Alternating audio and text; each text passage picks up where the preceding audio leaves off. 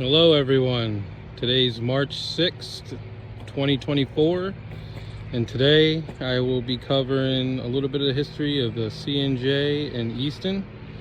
So as we start off, obviously in other pictures that I've submitted below, this parking lot was once a yard for them. I believe for the Easton steam plant that was here. That was closed down in, I want to say, probably sometime in the 60s. And then as we pan off over here, right here is an incline right here that used to come off the Jersey Central, which is right above us, up over there. And then obviously the incline right here that would come across the street. So we'll take a little walk, obviously. So this right here was side track. It was track at one time, but they turned it into a path. So obviously from that incline over there, they would come down with coal cars, usually about 2 at a time because of how steep the incline was. So you know, too much weight, you know, right next to the river, not a good idea. But look over here, here's some of the coal sheds, or bins that they would drop coal off from up top. And then obviously trucks would be down here and it would fill it up. I believe this curbing wasn't here. So as we come across, and then I believe as the tracks came across over here, I believe it came over this way. So obviously towards the end of this video, as we come up here a little bit farther, I obviously have drone footage that I'll be sharing with you guys about this. But just some facts about the Jersey Central as we come up here. So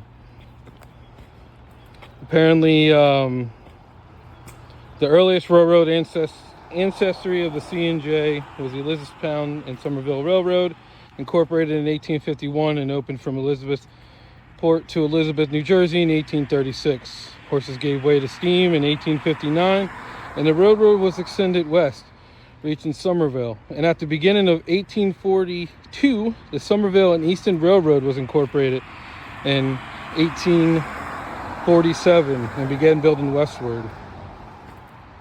As we come up here, fun fact is that obviously right across from us is the Lehigh Valley Railroad, which is the main competitor, and obviously everyone was after that anthracite coal. So you know, it's funny that they build their tracks right along each other.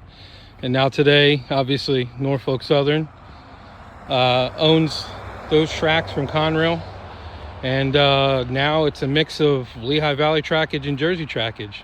I guess whoever had the better trackage was the one who got. So as obviously you get up into Bethlehem, it switches back over to Jersey Central, and then, you know, back and forth as you're heading up towards, you know, up to Jim Thorpe and everything.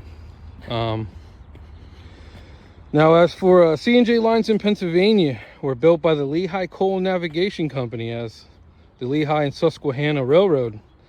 The main line was complete between Phillipsburg, New Jersey and Wilkes-Barre in 1866. So that's pretty interesting that the Coal Navigation Company had a hand in building this section of railroad right here. Now this section is still in use, even though it's abandoned. Norfolk Southern still owns it, so I couldn't unfortunately get up to where the old freight terminal was to show you guys up top, but you know, the drone will cover that. You know, there's no trespassing signs, so you know, we got to respect that. I mean, a while back I think I saw them store some tanker cars on this, but it does go about, I don't know, I want to say what, 4 miles down. The track still continues down single all the way down to Main Street in West Easton. I don't know why they still have trackage here. I mean, I'm taking it just in case businesses come up down there. I have no idea, but obviously you'll see in the drone footage of the signal tower and everything. I really wish I could film the station for you, but back in the 70s, which there was pictures of it below, back in the 70s, there was an arson fire. It was abandoned, I believe, in in the 61 when passenger service stopped, and shortly after Jersey Central abandoned all tracks into Pennsylvania, and then I believe Lehigh Valley Railroad took over it. Not 100% on that, but yeah, there was once a gorgeous station there, and I believe after it was done, there was talks about turning it into a restaurant at one time, and then obviously, you know, someone decided to you know, burn it down. Unfortunate.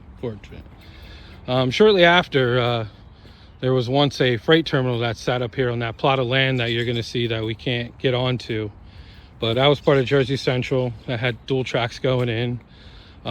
Shortly after someone burned down the station here, someone decided that, hey, you know what, let's burn down the freight station. So, you know, again, very unfortunate, excuse me, trying to learn how to talk today. But I believe before it got burned down, I believe it was after it was done being used as a freight terminal, it was used as a furniture warehouse, I believe. So, you know, it's pretty interesting.